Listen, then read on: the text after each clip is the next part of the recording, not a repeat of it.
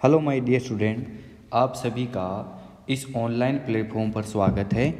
आज हम पुणे एक नई क्लास आपके BSc second year and BSc BEd second year का kinetic theory and thermodynamics part number 40 लेकर आए हैं ना, 40वां नंबर पार्ट। ज़्यादातर मैंने आपको पहले ही बताया, ज़्यादातर आपका जो सिलेबस है वो थर्मोडायनेमिक्स का ही है। काइनेटिक थ्योरी तो एक नाम का था, बाकी ज़्यादातर आपके थर्मोडायनेमिक्स का ही चल रहा है। अपन ने पार्ट नंबर 39 के अंदर पेट्रोल इंजन पढ़ लिया था, आपको पता है ना। पार्ट नंबर 39 में अपन ने क्या पढ़ लिया था? पेट्रोल इंजन पढ़ लिया। आज अपन पढ़ेंगे डीजल इंजन। डीजल इंजन भी, पेट्रोल इंजन क्या होता है? 4 स्ट्रोक में अपना कार्य पूरा कंप्लीट करता है। एक चीज़ ध्यान रखिएगा, पेट्रोल इंजन को कितने लगते हैं? 4 स्ट्रोक लगते हैं, लेकिन डीजल इंजन को 5 स्ट्रोक लगेंगे। डीजल इंजन को कितने स्ट्रोक कंप्लीट लगेंगे? डीजल इंजन को अपना कार्य कंप्लीट करने के लिए 5 स्ट्रोक का प्रोसेस होगा, तब जाके डीजल इंजन अपना कार्य कंप्लीट करेगा।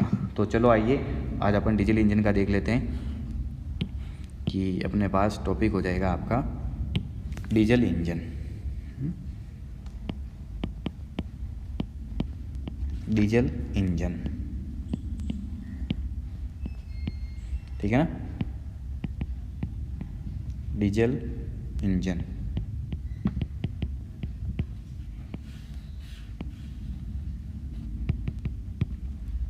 ठीक है। डीजल इंजन तो इसके अंदर हम पढ़ेंगे कि इसका आविष्कार, डीजल इंजन के अंदर क्या हुआ? इसका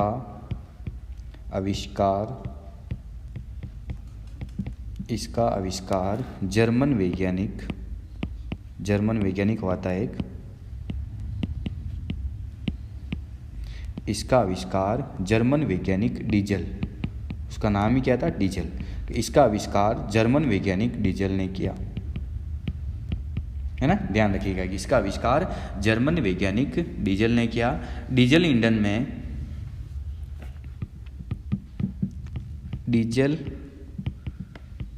में संपीड़न पूरा करने के पश्चात ही, डीजल इंजन में संपीड़न पूरा करने के पश्चात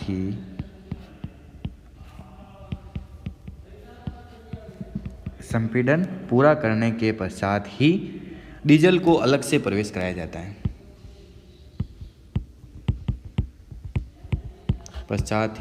डीजल को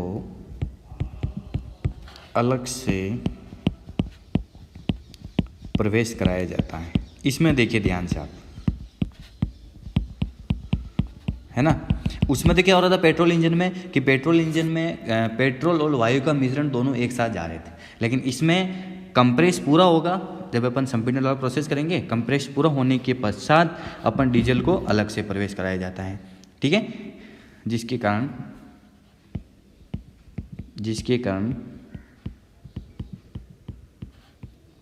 इसकी इफिशियंसी जो होती है, दक्षता, उसमें वृद्धि हो जाती है, जिसके कारण इसकी दक्षता में वृद्धि हो जाती है, ठीक है। इसकी इफिशियंसी क्या होगी? इंक्रीज हो जाएगी। इसमें एक सिलेंडर और गतिशील पिस्टन होता है, वही चीज़ जो उसमें होता है। डायग्राम पूरा वैसे कैसे ही बनेगा। इसमें एक सिलेंडर और गतिशील पिस्टन होता है, और गतिशील पिस्टन होता है।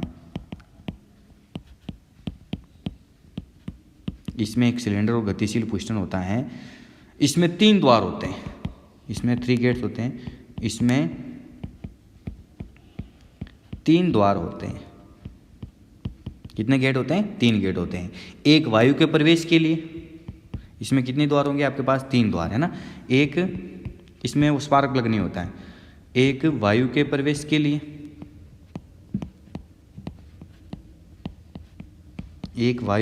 के लिए, कौन सा द्वार होगा? आई। ध्यान रखिएगा ना, जो आई द्वार है ना, आई द्वार, उसे अपन वायु को प्रवेश कराएंगे, ठीक है। एक वायु के प्रवेश के लिए, दूसरा डीजल के प्रवेश के लिए, फ्यूल जिसको हम बोलते हैं फ्यूल, दूसरा डीजल के प्रवेश के लिए, जो होगा आपका एफ वाला, है ना। दूसरा डीजल के प्रवेश के लिए, और तीसरा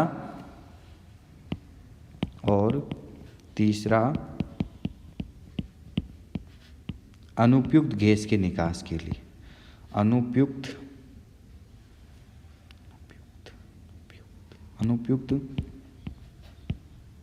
गैस के निकास के लिए।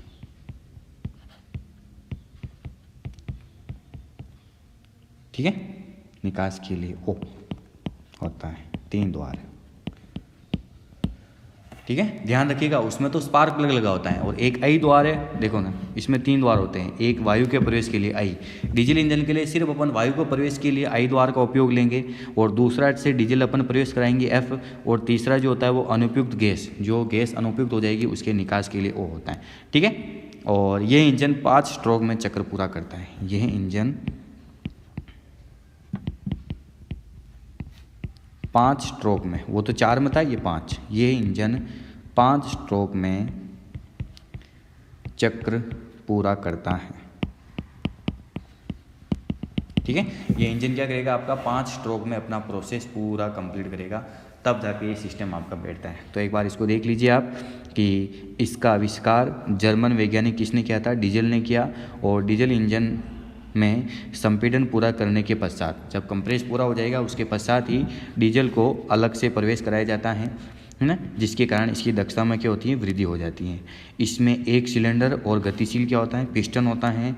इसमें 3 द्वार होते हैं, जैसा कि मैंने आपको बताया, एक वायु के प्रवेश के लिए, ठीक है, दूसरा डीजल के प्रवेश के लिए एफ, और तीसरा अनुपयुक्त गैस के निकास के लिए ओ होता है। और यह इंजन 5 स्ट्रोक में अपना चक्र पूरा करेगा। ठीक है, तो चलो आइए पहला अपन शुरू करें। पहला स्ट्रोक है आपका चूषण स्ट्रोक। पहला स्ट्रोक आपका क्या है, नंबर फर्स्ट आपका चूषण स्ट्रोक, जिसको अपन इंग्लिश में बोलते हैं सक्शन स्ट्रोक। ठीक है, चूषण स्ट्रोक। तो पहले थ्योरी लिख लेते हैं यहाँ पर, फिर अपन डायग्राम बना लेंगे, है ना। तो थ्योरी लिख लेते हैं अपन कि इस स्ट्रोक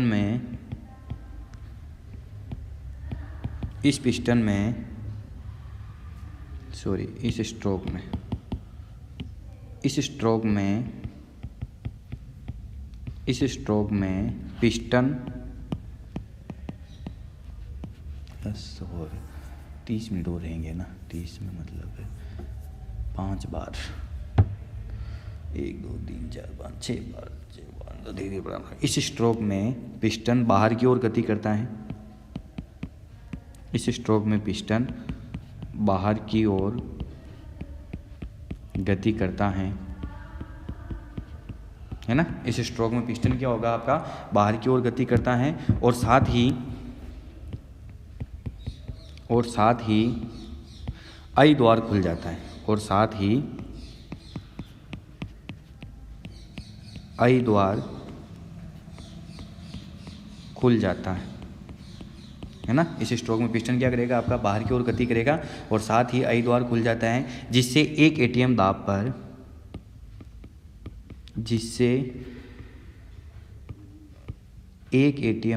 पर, है ना, एक एटॉमिक टेम्परेचर मास पर, एक एटीएम दाब पर वायु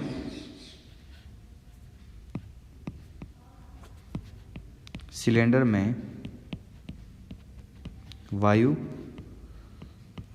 में भर दी जाती हैं, है ना। एक एटीएम दाब पर वायु सिलेंडर में भर दी जाती हैं। इसे आरेख में AB से प्रदर्शित करते हैं। इसे आरेख में AB से प्रदर्शित करते हैं। ठीक है, ये चीज़ होगी आपकी सक्शन स्ट्रोक में क्या होता है कि इस स्ट्रोक में पिस्टन क्या होता है, बाहर की ओर गति करता है। अभी अपन डायग्राम बनाएंगे ना। इस स्ट्रोक में पिस्टन बाहर की ओर गति करता है, और साथ ही आई द्वार, कौन सा द्वार खुल जाता है आपका, आई द्वार खुल जाता है, जिससे एक एटीएम है ना, एक एटीएम दाब पर वायु जो होती है ना, वायु वो सिलेंडर में भर दी जाती है। और जब ग्राफ बनाएंगे ना, यहाँ पर एक चीज़ आप ध्यान देखिए, इसमें ग्राफ में अपन ए बी से दर्शाएंगे, जिसमें आई द्वार खुला हुआ है और वायु आपकी अंदर प्रवेश करी, ध्यान रखिएगा ए बी वो हो जाएगा। अब आइए अपन इसका डायग्राम बना देते हैं। डायग्राम हो जाएगा आपका, ये हो गया अपना पिस्टन, ये गेट एक ये हो गया, ठीक है, एक ये गेट ऐसा आपका बंद रहेगा और एक आपका ये गेट तीसरा हो जाएगा।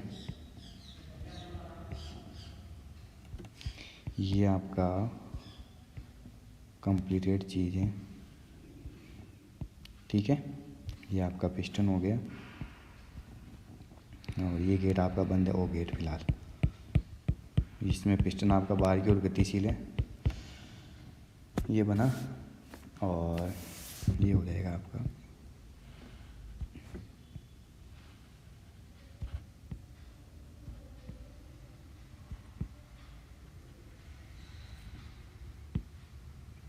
है ना, इसमें आपका पिस्टन क्या हो गया, बाहर की ओर गतिशील है। जब पिस्टन बाहर की ओर गतिशील होगा तो इसकी वैल्यू बढ़ेगी, ठीक है, ये हो गया आपका, ये ना, ये आई गेट जहाँ से आपकी वायु अंदर जाएगी, ये एफ फ्यूल के लिए, और ये आपका ओ द्वार जो भी बंद है, ठीक है, ओ द्वार आपका पूरा बंद है, पिस्टन हो गया पी, ये आपका सिलेंडर सी हो गया। तो ये आपका सक्शन स्ट्रोक है। इस स्ट्रोक में पिस्टन क्या होता है, बाहर की ओर गति करता है और साथ ही आई द्वार खुल जाता है, जिससे एक एटीएम दाब पर वायु क्या होती है, अपन सिलेंडर में भर देते हैं। इसे आरेख में ए बी से प्रदर्शित करते हैं, ठीक है, ग्राफ आपका बना हुआ है। अब आइए आपका सेकंड वाला पार्ट, सेकंड इसका स्ट्रोक क्या हो जाएगा, वो रहेगा आपका संपीड़न स्ट्रोक। अब सिर्फ अपन वायु डाले अभी तक अंदर, डीजल अंदर नहीं भेजा ना कार्यकारी पदार्थ के रूप में।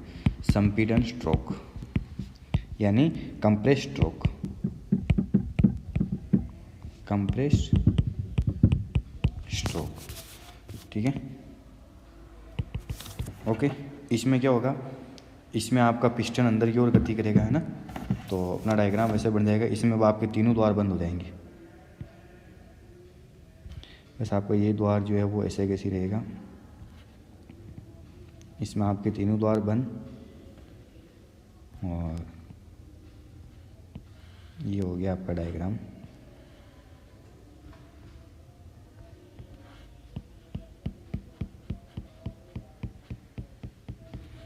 ये द्वार भी बंद आपका, ठीक है, और ये द्वार भी बंद आपका, और इसमें आपका पिस्टन अंदर की ओर गति करेगा, ऐसा है ना, ये ऐसे,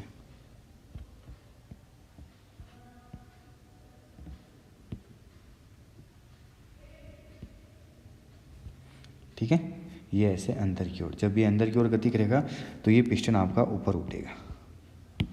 तो उम्मीद करूँगा आपको आई द्वार भी बंद हो गया, एफ द्वार आपका फ्यूल का द्वार है, ये वो आपका द्वार बंद है, और ये पिस्टन पी सिलेंडर सी हो गया, ठीक है। इसमें पिस्टन अंदर की ओर गति करेगा, हमेशा ध्यान रखिएगा, एक बार बाहर एक बार अंदर, एक बार बाहर एक बार अंदर, ऐसे कंटिन्यू गति करता रहेगा। तो इसमें लिखेंगे अपन कि इस स्ट्रोक में, एक मिनट रुकिएगा आप, इस स्ट्रोक में, इस स्ट्रोक में सभी द्वार, इस स्ट्रोक में सभी द्वार बंद होते हैं,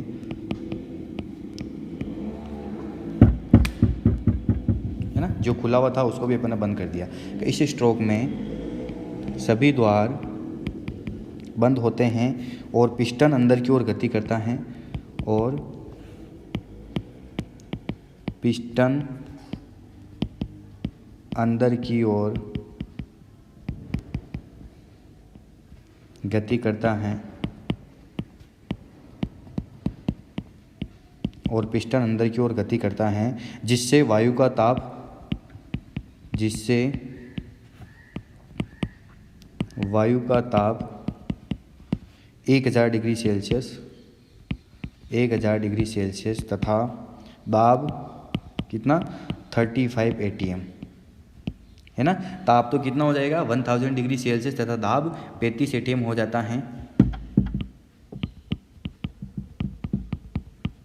जाता है, इसे आरेख में यानी ग्राफ में, है ना, इसे ग्राफ में BC द्वारा दर्शाया जाता है, BC द्वारा दर्शाया जाता है। ठीक है, ये आपका संपीड़न स्ट्रोक, कंप्रेस स्ट्रोक, जो सेकंड वाला स्ट्रोक है ना वो पूरा कंप्लीट है। इसमें क्या करते हैं अपन, तीनों गेट बंद हो गए और पिस्टन आपका अंदर की ओर गति करेगा, है ना। तो इस स्ट्रोक में सभी द्वार बंद होते हैं और पिस्टन अंदर की ओर गति करता है, जिससे वायु का ताप 1000 डिग्री सेल्सियस और दाब कितना हो जाता है 35 atm हो जाता है। और इसे ग्राफ के अंदर अपन किसे दर्शाएंगे, BC से, AB और BC, है ना, दो चीज़ होगी। अब अपन पढ़ेंगे तीसरा स्ट्रोक, जिसके अंदर अपन तेल को इंजेक्ट कराएंगे। तो आपका थर्ड वाला प्रोसेस हो जाएगा नंबर थर्ड, तेल का अंत्यप्रेषण।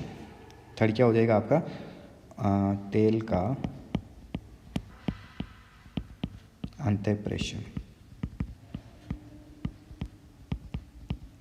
ठीक है, अंदर तेल को इंजेक्ट करें, inject of oil, inject in oil, है ना, तेल को इंजेक्ट करें अब अपन। तो आइए सबसे पहले अपन इसका डायग्राम बना लेते हैं। तो डायग्राम हो जाएगा आपका,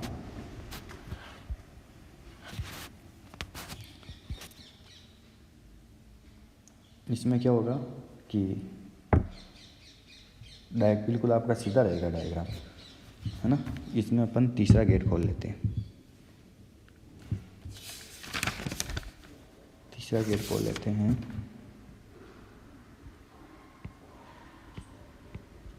तीसरा गेट खुल जाएगा आपका और ये हो गया आपके पास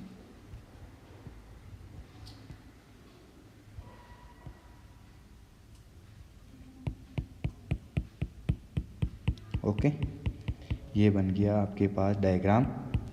और ये यहाँ पर दो गेट तो बंद और ये तीसरा गेट खुल गया और इसमें आपका पिस्टन बिल्कुल सीधा रहेगा, है ना।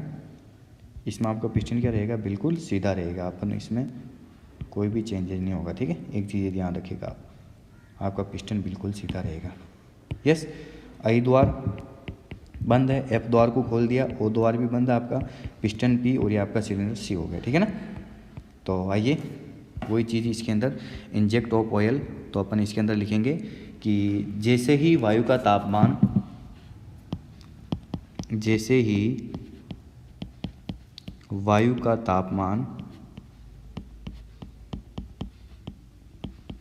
जैसे ही वायु का तापमान एक लगभग 1000 डिग्री सेल्सियस होता है, लगभग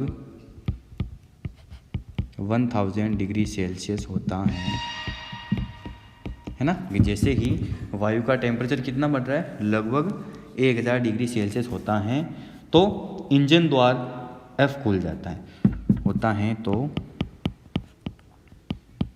इंजन द्वार F क्या होता है, खुल जाता है ना। इंजन द्वार F खुल जाता है, जिससे डीजल की धार, जिससे डीजल की धार, जिससे डीजल की धार सिलेंडर में प्रवेश कराई जाती है। डीजल की धार सिलेंडर में प्रवेश कराई जाती हैं, सिलेंडर में प्रवेश कराई जाती हैं। वायु का ताप अधिक होने के कारण, वायु का टेम्परेचर बहुत ज़्यादा 1000 डिग्री सेल्सियस, तो वायु का ताप अधिक होने के कारण, वायु का ताप अधिक होने के कारण,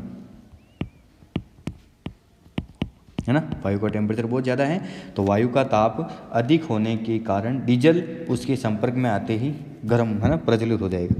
अधिक होने के कारण डीजल उसके संपर्क में आते ही, है ना, कि डीजल उसके संपर्क में आते ही प्रज्वलित हो जाता है, प्रज्वलित हो जाता है। ठीक, देखिएगा आप ध्यान से वापस कि क्या हो गया अपने पास, इंजेक्ट इन ऑयल, दो चीज़ें अपने पढ़ ली थी। अब अपन क्या करें, ये ऑयल को इंजेक्ट कर रहे हैं, तो कि जैसे ही वायु का तापमान लगभग 1000 डिग्री सेल्सियस होता है, कितना हो रहा है 1000 डिग्री सेल्सियस, तो कौन सा इंजन द्वार F खुल जाता है, डायग्राम आप देखिए ना, इंजन द्वार F खुल जाता है, जिससे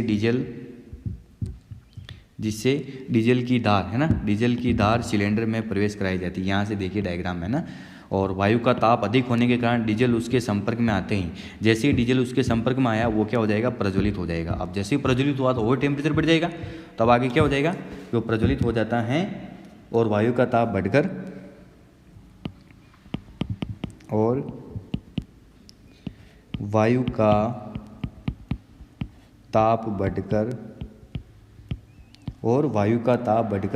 2000 डिग्री सेल्सियस तक पहुंच जाता है, 2000 डिग्री सेल्सियस तक पहुंच जाता है। ठीक है ना, वायु का ताप बढ़ेगा और वायु का ताप बढ़कर 2000 डिग्री सेल्सियस तक पहुंच जाता है और दाब स्थिर रहता है, और दाब क्या रहेगा आपका, स्थिर रहेगा, और दाब स्थिर रहता है। ठीक है, इसे ग्राफ में CD, AB BC हो गया, अब CD, इसे ग्राफ में CD द्वारा दर्शाते हैं, इसे ग्राफ में किसके द्वारा, CD द्वारा दर्शाते हैं। ठीक है, जो आपका कर्व बनेगा उसको अपन कर्व में किसके अंदर दर्शाएंगे, उसको अपन कर्व के अंदर CD द्वारा दर्शाएंगे। ये आपका तीसरा प्रोसेस हो गया। ठीक है, अब अपन पढ़ेंगे इसका चौथा प्रकार। अब अंदर कार्य होगा नंबर 4, कार्य स्ट्रोक है ना, वर्किंग स्ट्रोक। डीजल और वायु दोनों अंदर पड़ी हुई है, टेम्परेचर बहुत ज़्यादा बढ़ गया, अब अपन अंदर वर्किंग करेंगे, वर्किंग स्ट्रोक। ठीक है, कार्य स्ट्रोक में क्या होता है आपका, डीजल बाहर की ओर, ये बाहर की ओर गतिशील होता है आपका, तो आपका डायग्राम ऐसे बन जाएगा इसमें कि इसमें तीनों द्वार बंद है ना, इसके अंदर पुनः आपके तीनों द्वार क्या हो जाएंगे, बंद हो गए, और आपका पिस्टन बाहर की ओर गतिशील हो जाएगा।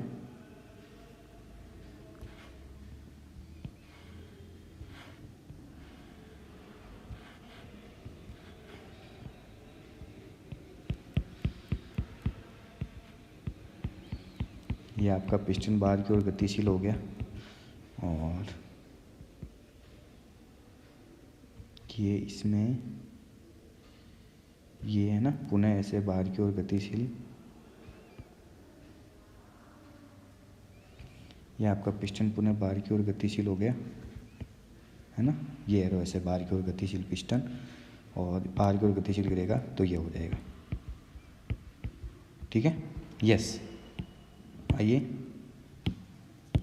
आई गेट, F गेट भी बंद, O गेट तो बंद चल ही रहा है, ये आपका पिस्टन P, ये आपका सिलेंडर C हो गया। तो अब अपन देखेंगे वर्किंग स्ट्रोक में, तो अपन लिखेंगे कि इसमें तीनों द्वार बंद हो जाते हैं, जो खुला था ना F वो भी बंद हो जाएगा, इसमें तीनों द्वार बंद हो जाते हैं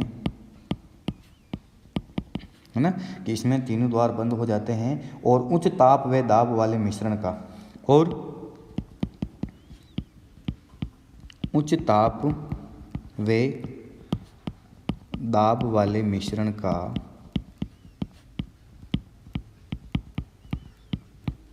रुद्धोष्म प्रसार होता है। अंदर क्या होगा, रुद्धोष्म प्रसार होगा, रुद्धोष्म प्रसार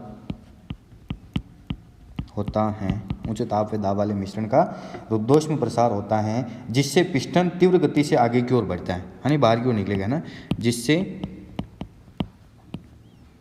पिस्टन तीव्र गति से, जिससे पिस्टन तीव्र गति से आगे की ओर बढ़ता है, आगे की ओर बढ़ता है ना, पिस्टन क्या होगा, तीव्र गति से आगे की ओर बढ़ता है। इंजन में कार्य पूरा होने के बाद, इंजन में कार्य इंजन में कार्य पूरा होने के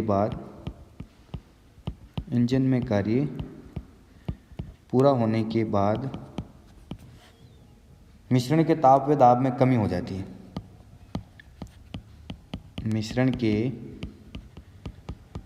ताप व दाब में क्या हो जाती है? कमी हो जाती है ना। मिश्रण के ताप व दाब में कमी हो जाती है। इसे वक्र में डी द्वारा दर्शाते हैं। इसे वही ग्राफ में है ना, इसे ग्राफ में डी द्वारा दर्शाते हैं। ये आपका चौथा वर्किंग स्ट्रोक भी पूरा कंप्लीट है। फिर लास्ट बचेगा आपका एग्जॉस्ट स्ट्रोक, जिसके अपन केस को बाहर निकाल देंगे। ठीक है, डायग्राम देखिएगा। आपका आई एफ को भी बंद कर दिया अपन, यहाँ से डीजल प्रवेश कराया था और वो भी बंद आपका। पिस्टन पी सिलेंडर आपका बाहर की ओर गतिशील है। तो देखिएगा कि इसमें तीनों द्वार बंद हो जाते हैं, है ना। तीनों गेट अपने बंद कर लिए और उच्च ताप व दाब वाले मिश्रण का अपन क्या करते हैं? रुद्धोष्म में प्रसार। मतलब जो मिश्रण अंदर है ना डीजल और वायु का, उसका टेम्परेचर बहुत ही ज़्यादा है। कितना है? लगभग 2000 डिग्री सेल्सियस, जो अपन ने कार्य स्ट्रोक के अंदर उससे पहले देखा था। जिससे पिस्टन तीव्र गति से क्या होता है? आगे की ओर बढ़ता है और इंजन में जैसे ही कार्य पूरा हुआ तो उसके बाद मिश्रण के ताप व दाब में क्या हो जाती है? कमी हो जाती है। और इसे ग्राफ में अपन किसे दर्शाएंगे? डी द्वारा दर्शाते हैं, है ना। एक लास्ट आपका पांचवा प्रकार और उसको अपन देख लेते हैं। नंबर 5 रेचन स्ट्रोक, एग्जॉस्ट है ना, रेचन स्ट्रोक, जिसको हम बोलेंगे एग्जॉस्ट, बाहर निकालना है। Exhaust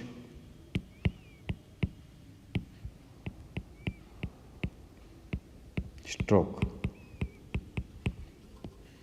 रेचन stroke. ठीक है, तो इसके अंदर लास्ट का ओ द्वार खोल लेंगे और पिस्टन अंदर की ओर गतिशील होगा। ये हो गया आपका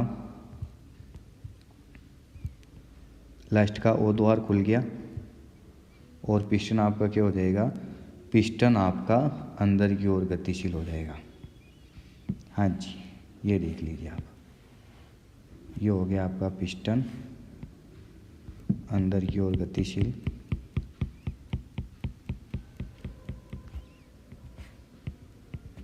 ठीक है, और ये ऐसे इस प्रकार आ जाएगा आपका डायग्राम। पिस्टन को अपने को अंदर की ओर बताना है तो ये हो जाएगा आपका अंदर की ओर गतिशील।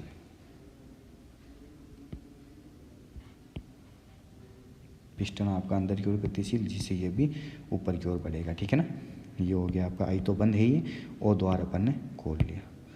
आई द्वार, एफ आपका बंद था ही, अपन ने ओ द्वार खोल दिया।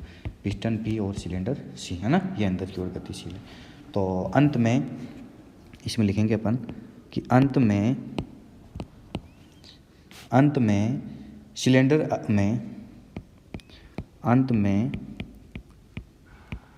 सिलेंडर में अनुपयोगी गैस बच जाती हैं। अंत में सिलेंडर में अनुपयोगी गैस बच जाती हैं, है ना, कि अंत में सिलेंडर में अनुपयोगी गैस बच जाती हैं, जिसका दाब व ताप इतना कम होता है, जिसका दाब व ताप इतना कम होता है, जिसका दाब व ताप इतना कम होता है कि और अधिक कार्य नहीं कराया जा सकता। इतना कम होता है कि और अधिक कार्य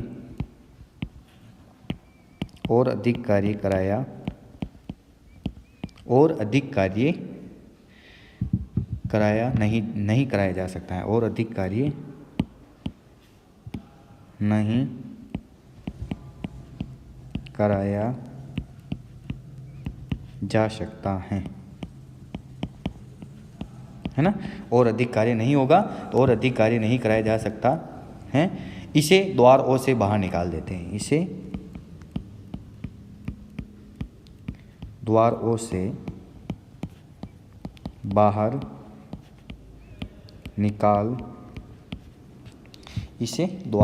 बाहर निकाल देते हैं, है ना, और इसे वक्र में डी ए से प्रदर्शित करते हैं। इसे ग्राफ में डी ए से, A B C D D आ गया ना, डी ए से प्रदर्शित करते हैं। बस आपके पांचों स्ट्रोक पूरे कंप्लीट है ना, पांचों स्ट्रोक आपके क्या हो गए, कंप्लीट हो गए। देख लीजिए आप ध्यान से। डीजल इंजन, डीजल इंजन क्या चीज़ होती है। फिर उसके बाद पहला था आपका चूसन स्ट्रोक, सक्शन स्ट्रोक अपने पूरा देखा कि इसमें क्या क्या चीज़ें होती हैं। इसमें द्वार आई खुल जाता है ना, चूसन स्ट्रोक में क्या होता है, द्वार आई खुल जाता है, और आपका पिस्टन क्या होता है, बाहर की ओर गतिशील होता है, जिससे वायु क्या होती है, अंदर प्रवेश कराई जाती है। ठीक है, फिर उसके बाद दूसरा स्ट्रोक पड़ा अपना, दूसरा स्ट्रोक क्या था आपका, कंप्रेस स्ट्रोक। दूसरा स्ट्रोक अपने क्या देखा, कंप्रेस स्ट्रोक। तो इसके अंदर क्या हो रहा है, इस स्ट्रोक में तीनों द्वार बंद है, तीनों द्वार बंद है, और पिस्टन आपका अंदर की ओर गतिशील है। ठीक है, और इसमें कंप्रेस हो रहा है, जिससे वायु का ताप लगभग कितना बढ़ जाता है, 1000 डिग्री सेल्सियस तक बढ़ जाता है। वायु का ताप लगभग कितना बढ़ जाता है, वायु का ताप लगभग 1000 डिग्री सेल्सियस बढ़ जाता है। और इसे ग्राफ में अपन किसे दर्शाएंगे, BC से। ठीक है, फिर उसके बाद inject of oil, third step में अपन क्या कर रहे हैं, इंजेक्ट, तेल को इंजेक्ट कर रहे हैं। वायु का टेम्परेचर इतना बढ़ गया, तो इसमें देखिएगा आप तीनों बंद है, पिस्टन आपका सेम सीधा रहेगा। अगले स्टेप में क्या रहेगा, आपका पिस्टन बिल्कुल सीधा रहता है, और F द्वार खुलेगा। जैसे ही इस वायु का टेम्परेचर लगभग कितना हुआ, 1000 डिग्री सेल्सियस हुआ, F द्वार खुलेगा और डीजल की धार अंदर जाएगी, है ना। यहाँ से डीजल की धार अंदर गई, तो जैसे ही वायु के संपर्क में आई, तो आपका क्या हो जाएगा, वो जो मिश्रण है ना, जलने लग जाएगा, है ना। उसके संपर्क में आते ही मिश्रण जलने लग जाएगा, जिससे वायु का टेम्परेचर लगभग कितना पहुंच जाएगा, लगभग 2000 डिग्री सेल्सियस इतना पहुंच जाएगा। देखो 1000 से सीधा कितना पहुंच गया, सीधा 2000 डिग्री सेल्सियस। और इसके ग्राफ में अपन किसे दर्शाएंगे, इसे ग्राफ में अपन CD से दर्शाते हैं। फिर अब हो रहा है अंदर कार्य। अब देखिए चौथा आपका क्या हो गया, कार्य स्ट्रोक। अब तीनों द्वार बंद, पिस्टन आपका क्या होगा, बाहर की ओर गतिशील होगा। अब अंदर मिश्रण का कार्य होगा, और कार्य तब तक रहेगा, पिस्टन आपका बाहर की ओर गतिशील हो जाएगा, जब तक मिश्रण का ताप और दाब दोनों कम न हो जाए। कार्य कब तक होता रहेगा, जब तक मिश्रण का ताप व दाब दोनों कम ना हो जाए। बिल्कुल ही कम हो जाएंगे, तब जाकर आपका कार्य पूरा कंप्लीट हो जाएगा। ठीक है, और इसको अपन ग्राफ में किसे दर्शाएंगे, इसको अपन ग्राफ में DE द्वारा दर्शाते हैं। कार्य स्ट्रोक कंप्लीट, फिर उसके बाद होगा आपका एग्जॉस्ट स्ट्रोक। कार्य स्ट्रोक हो जाने के बाद आपका एग्जॉस्ट स्ट्रोक, मतलब अब इसमें कौन सा हो जाएगा, अब O द्वार खोल देंगे, है ना। पिस्टन आपका क्या होगा, अंदर की ओर गति करेगा, पिस्टन आपका क्या करेगा, अंदर की ओर गतिशील होगा, और अपन O द्वार खोल देंगे, क्योंकि अब जो मिश्रण बचा उसका ताप और दाब इतना कम हो गया कि अब अपन कार्य नहीं करा सकते। तो इसका मतलब अब जो गैस है वो अपने काम नहीं आती, तो इस अनुपयुक्त गैस को अपन द्वार O से बाहर निकाल देंगे, और इसको अपन ग्राफ के अंदर किसे दर्शाएंगे, DE द्वारा प्रदर्शित करते हैं ना। तो ये आपका इस प्रकार का इंजन है, डीजल इंजन, जो आपका 5 स्ट्रोक में अपना कार्य पूरा कंप्लीट करता है ना। ये आपका टॉपिक कंप्लीट है, डीजल इंजन आपका पूरा कंप्लीट है। डीजल इंजन क्या होता है, सबसे पहले चूसन स्ट्रोक, फिर अपन ने पढ़ा संपीडन स्ट्रोक, संपीडन स्ट्रोक के बाद इंजेक्ट इन ऑयल, तेल का अंत्यप्रेषण कराया, फिर उसके बाद अपन ने कार्य स्ट्रोक पढ़ा, वर्किंग स्ट्रोक, और फिर उसके बाद अपन ने पढ़ा एग्जॉस्ट स्ट्रोक, रेचन स्ट्रोक, है ना। अब अपन बनाएंगे ग्राफ। अब ग्राफ में कौन किसको दर्शाता है वो आपको ध्यान रखना, मैं सीधा ना ग्राफ बना रहा हूँ। तो ग्राफ बन जाएगा आपका P और V के मध्य, जैसा कि अपने को पता है। यस,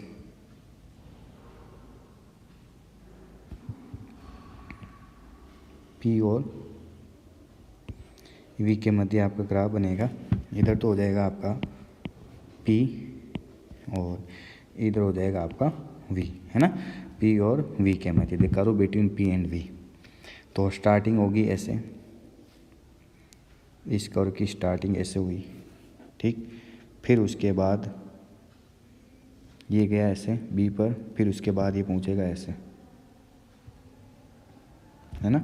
ये पहुंचा फिर यहाँ पर, इस पॉइंट पर, ये पॉइंट ऐसे बना लेता कि आपको परेशान है ना।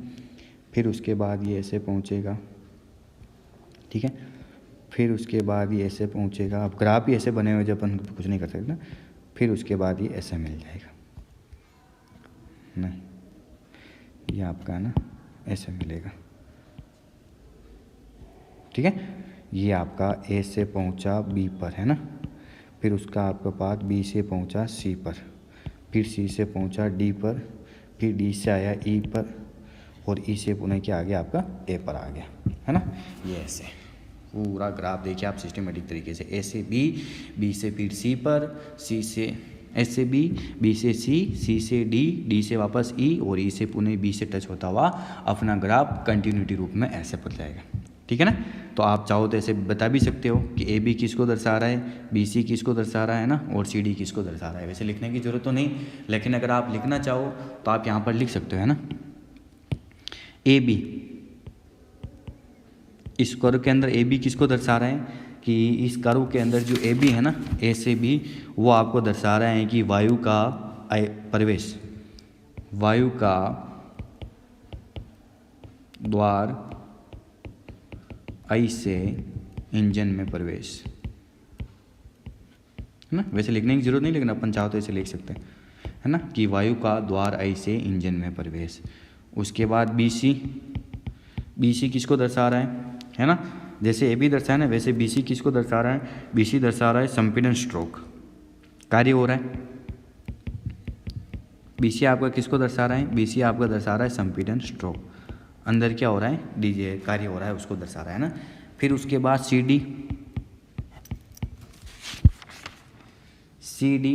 डी किसको दर्शा रहा है कि वायु का ताप लगभग 2000 डिग्री सेल्सियस। सी डी किसको दर्शाएगा कि वायु का ताप लगभग कितना हो जाए, 2000 डिग्री सेल्सियस तक, है ना। वायु का टेम्परेचर इंक्रीज हुआ और इंक्रीज होने के बाद लगभग कितना हो गया, लगभग 2000 डिग्री सेल्सियस। ये हो गया आपका सी डी। तो A B B C C D और सी डी के बाद डी ई। डी किसको दर्शाएगा, डी हो रहा है कार्य, अंदर क्या हो रहा है, कार्य स्ट्रोक। डी किसको दर्शा रहा है, कार्य स्ट्रोक, अंदर क्या हो रहा है, कार्य। जो पूरा वर्किंग सिस्टम चल रहा है ना, उस वर्किंग सिस्टम को कौन समझा रहा है, डी ई समझा रहा है ना। ए बी, फिर उसके बाद B C C D D E के बाद फिर आ गया आपका ई ए, ई से ए, है ना। ये यहाँ पर अपन ने गलत लिख दिया, यहाँ पर आएगा ई ए ना, ई से सीधा ए को टच कराना अपने को। ये पढ़ाएगा आपका अनुपयोगी गैस का बाहर निकलना, अनुपयोगी गैस का ओ द्वार से बाहर निकलना, ओ द्वार से बाहर निकलना। ठीक है। ये आपका वक्र के अंदर सारी चीज़ें हैं। वक्र जो कर्व काम कर रहे हैं उसमें किस प्रकार कौन सा क्या प्रोसेस कहाँ पर यूज हो रहा है, किस प्रकार चीज़ें हो रही है, ये सारी चीज़ें आपकी कंप्लीट है ना। तो ये आपका पूरा टॉपिक कंप्लीट है ना। डीजल इंजन ध्यान से देखिएगा। सबसे पहले डीजल इंजन सारी चीज़ें देखी, पाँचों के पाँचों टॉपिक अपने पढ़ लिए। इसके 5 स्ट्रोक थे, पाँचों के पाँचों स्ट्रोक कंप्लीट, किसको क्या दर्शा रहा है और लास्ट में ग्राफ बनाकर कौन किसको समझा रहा है वो भी अपन ने समझा दिया। ठीक है। तो उम्मीद करूँगा कि आपको सारी चीज़ें कंप्लीटेड समझ में आ गई हो। तो आज आप क्वेश्चन लिखना चाहो तो क्वेश्चन आपका एक ही क्वेश्चन हो जाएगा, डीजल इंजन क्या है, डीजल इंजन क्या है, इसकी क्रियाविधि को समझाइए पूरा, है ना। इसकी क्रियाविधि को समझाइए। ओके। वही डीजल इंजन क्या है, इसका प्रोसेस कैसे क्या चलेगा, उस पूरे को आपको समझाना है। ठीक है। डीजल इंजन क्या है, इसकी क्रियाविधि को समझाइए। तो आज के लिए बस इतना सही। पूरी थ्योरेटिकल टॉपिक है, इसको आप ध्यान से देखिएगा। कोई भी दिक्कत हो तो आप मेरे को कमेंट्स कर